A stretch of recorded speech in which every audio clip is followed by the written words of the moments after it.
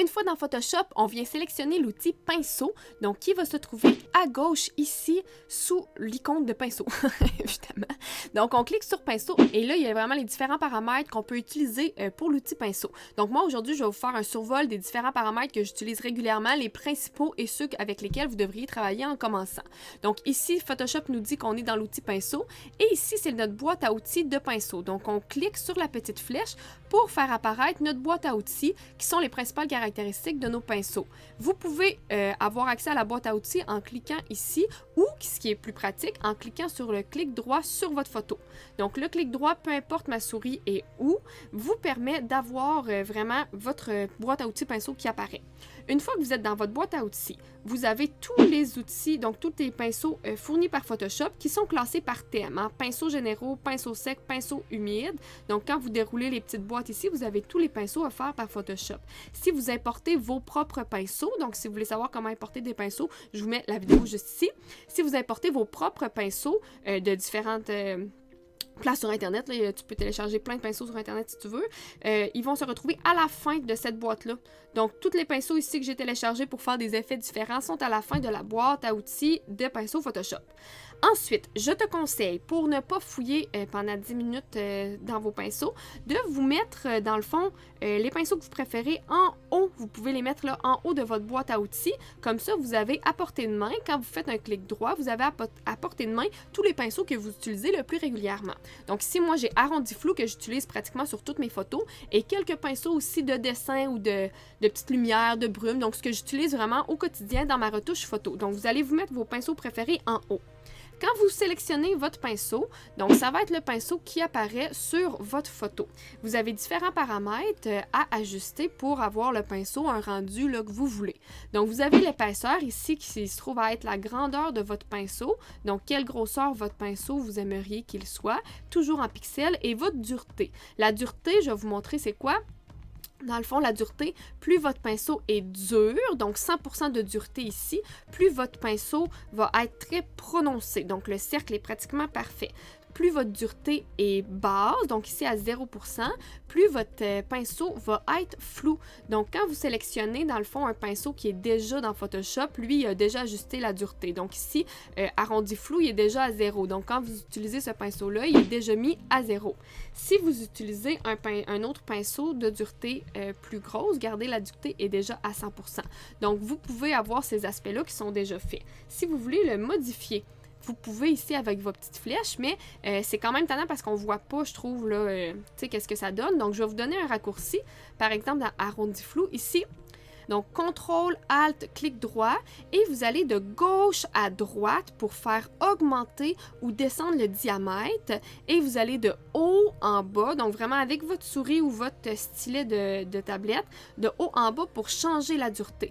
Donc, rapidement, quand vous cliquez sur un outil pinceau, CTRL, ALT, clic droit, vous pouvez changer rapidement la grosseur ainsi que la dureté. Donc ça, pour travailler, c'est un must. Si vous n'avez pas de tablette graphique, vous le faites à la main sur votre clavier. Si vous avez une tablette graphique, vous mettez ça, comme ici on voit, là, vous mettez ça en clic rapide. Ensuite, il y a les paramètres ici qui sont vraiment importants à savoir. Donc c'est important de comprendre les paramètres pour que vous puissiez les utiliser à votre guise après. Donc quand vous avez une idée en tête, quand vous voulez créer quelque chose sur votre photo, vous devez savoir quel paramètre fait quoi pour être capable de reproduire ce que vous avez en tête. Donc, je vous explique les différents paramètres. Donc, opacité, c'est le plus simple. Donc, l'opacité, c'est dans le fond la transparence. Donc, s'il est à 100%, on va se mettre un gros pinceau plus dur. S'il est à 100%, il va passer sur 100% de la photo. Donc, ça va cacher la photo. Si vous avez une opacité un petit peu plus basse, donc 48-50%, ça passe à 50% par-dessus.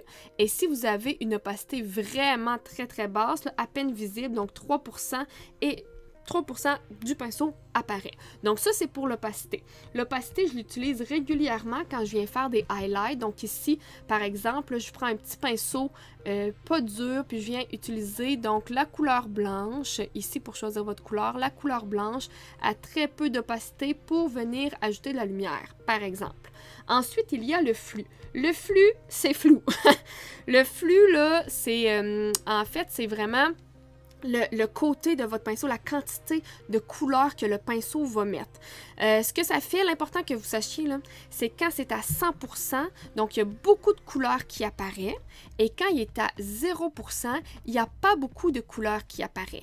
C'est pas exactement la même chose que l'opacité parce que l'effet est différent, mais en gros, là, c'est que si votre flux est très bas, votre peinture est comme, votre couleur est plus dispersée, et si votre flux est très haut, votre couleur est plus concentrée. Donc, ça agit vraiment sur la quantité de couleurs pixelisées que vient mettre Photoshop, en fait. Donc, on joue avec l'opacité, mais moi, je vous dirais, si vous êtes à 100% d'opacité, vous vous mettez à 100% de flux. Si vous êtes à 0% d'opacité, vous vous mettez à 0% de flux.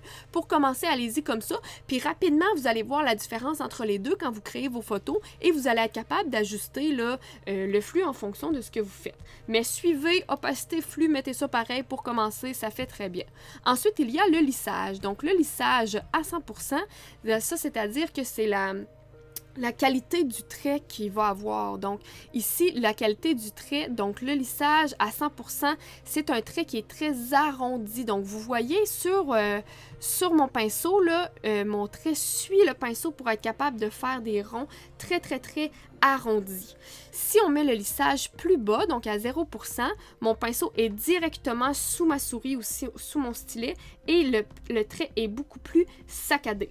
Si on met ça avec un pinceau d'une bonne dureté, là, vous allez très bien voir la différence. Là. 0%, mon trait est saccadé, et 100%, mon trait est très fluide. Donc ça, c'est le lissage. Le lissage, là, en photo, on l'utilise un petit peu, mais pas beaucoup. Parce que c'est pas de la peinture qu'on fait, là. C'est pas, on dessine pas vraiment sur nos photos. Donc, je vous dirais, mettez le lissage. Moi, il est tout le temps autour de 10-15% pour pas que ça soit trop saccadé, mais je veux que quand j'utilise mon pinceau, mon image, donc mon petit trait de pinceau soit vraiment en dessous de mon stylet. Donc, pour des fins vraiment ergonomiques, là, je dirais, mon lissage est tout le temps autour de 10-15%. Maintenant, comment on utilise l'outil pinceau au quotidien en photo? Je vous dirais que c'est généralement pour ajouter de la lumière ou ajouter des petits détails à vos photos. Pour faire ça, vous avez besoin d'un nouveau calque. Donc, vous choisissez un nouveau calque, clic droit, on choisit notre pinceau, donc on travaille principalement en arrondi flou, comme on s'est dit tantôt. J'augmente et je descends ma grandeur de pinceau avec mon clic rapide. On va à droite pour l'augmenter, on va à gauche pour le descendre, et en haut, en bas pour la dureté. Donc, tantôt, on s'est dit qu'on travaillait avec des pinceaux qui sont très, pas durs, très doux. Donc, 0 de dureté. Et puis, petite grandeur, là, ça dépend de votre photo. Là. Et puis, on va venir ajouter, par exemple, de la lumière sur mon oiseau juste ici. Donc, vous avez les couleurs. Donc, votre choix de couleur ici pour sélectionner la couleur que vous désirez. En photo, si vous ajoutez de la couleur, je vous conseille de prendre une couleur qui est déjà dans votre photo. Donc, vous avez la petite pipette qui apparaît. Donc, on va venir choisir une couleur qui est en haute couleur, donc en haute lumière. Vous voyez, c'est presque gris, mais on veut pas venir ajouter une couleur là, superficielle. On prend tout le temps des couleurs qui proviennent de la photo pour que ça fasse vraiment un effet naturel. On clique OK.